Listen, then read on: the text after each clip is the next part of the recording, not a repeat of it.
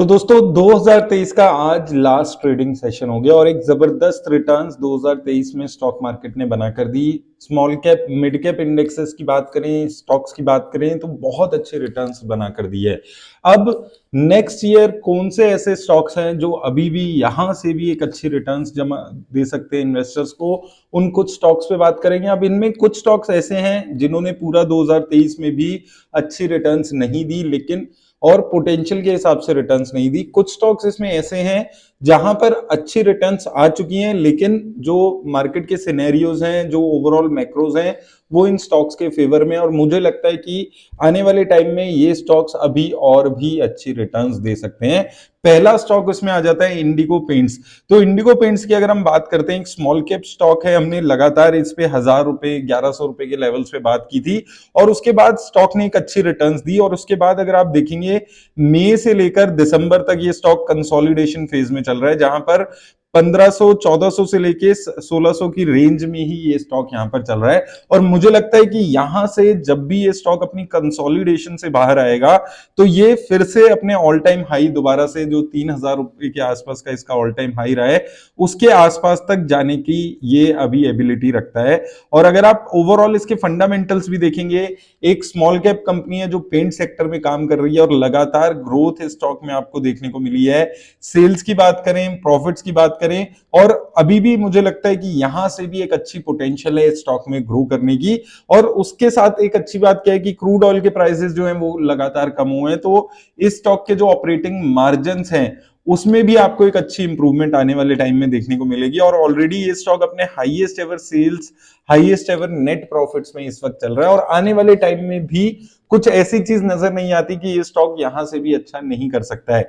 Already company ने नया plant अपना कमीशन किया है, यहां पर आप देखेंगे तो कंपनी ने लगभग अपने जो फिक्स एसेट है 250 करोड़ के आसपास बढ़े हैं। उसका रीजन, कंपनी ने नया एक प्लांट कमीशन किया है, वहां से इनकी प्रोडक्शन कैपेसिटी बढ़ जाएगी, और प्रोडक्शन कैपेसिटी बढ़ेगी तो सेल्स की कैपेसिटी भी इंक्रीज होने के चांसेस हैं। तो नेक्स्ट ईयर आपको एक अच्छी ग्रोथ यहां पर देखने को मिल सकती है, चाहे हम सेल्स की बात करें या हम बात करें प्रॉफिट्स की। अब इसके अलावा एक आईटी सेक्टर की कंपनी है हैप्पीएस्ट माइंड टेक्नोलॉजी। इस शेयर ने भी पूरे साल अच्छी रिटर्न्स नहीं दिए, कंसोलिडेशन फेज में ये शेयर रहा है। 700-800 से लेकर 1000 रुपए की रेंज में पूरा साल इस स्टॉक ने यहां पर ट्रेड किया है। ओवरऑल आप देखेंगे 1500 रुपए तक का ऑल टाइम हाई स्टॉक का रहा है, जिसके बाद लगातार गिरावट आई है। अब आईटी स्टॉक पे ओवरऑल इंपैक्ट क्यों आया है?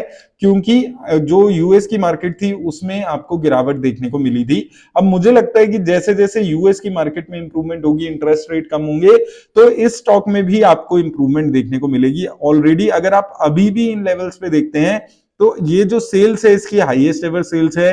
प्रॉफिट की बात करें, हाईएस्ट एवर प्रॉफिट है।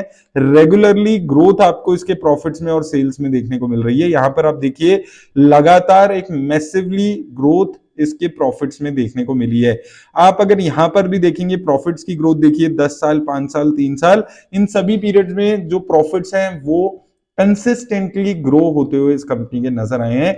सेल्स में भी वही चीज आपको देखने को मिलेगी, 1 साल, 3 साल, 5 साल, 10 साल, हर पीरियड में, हर टाइम फ्रेम में एक ग्रोथ कंसिस्टेंट इस शेयर में देखने को मिली है। और 1 साल में ऑलरेडी कंसोलिडेशन फेज इसका निकल चुका है।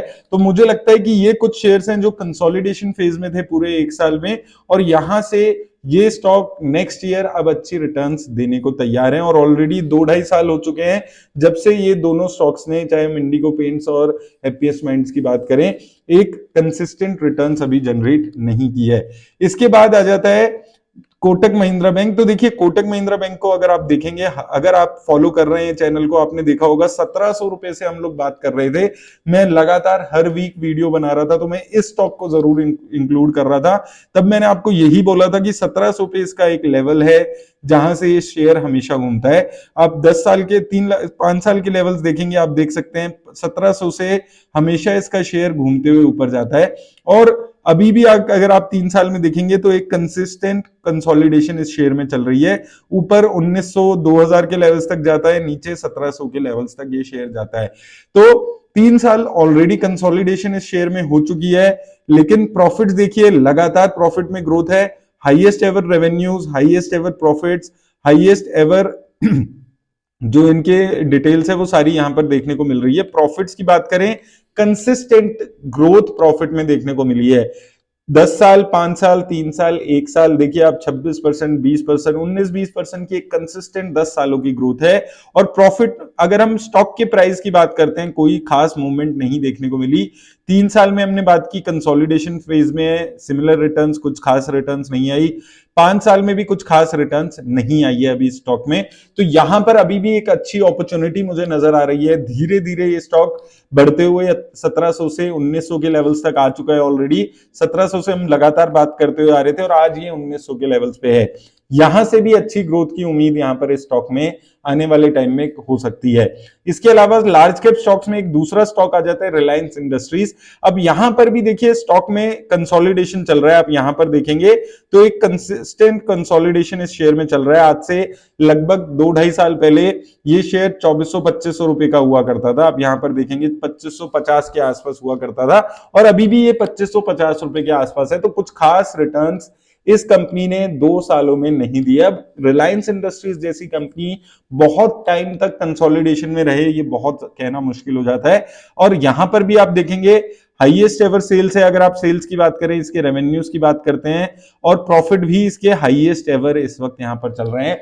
तो साफ इंडिकेशन है कि जब जब मार्केट में इंप्रूवमेंट आई है, अगर अब next year foreign institution investor आते हैं स्टॉक मार्केट में पैसा लगाने, तो ये स्टॉक्स हैं जिनको एक अलग से बेनिफिट मिलने वाला है। क्योंकि फॉरेन इंस्टीट्यूशंस अगर आते हैं तो जो लार्ज कैप स्टॉक्स हैं जिनमें ऑलरेडी कंसोलिडेशन हो चुकी है, वहां पर अगर इनका पैसा आता है तो इन स्टॉक्स में एक अच्छी इंप्रूवमेंट आपको देखने को मिलेगी। इसके अलावा कुछ स्मॉल कैप स्टॉक्स हैं जिसमें से सबसे पहला नाम है 5 पैसा।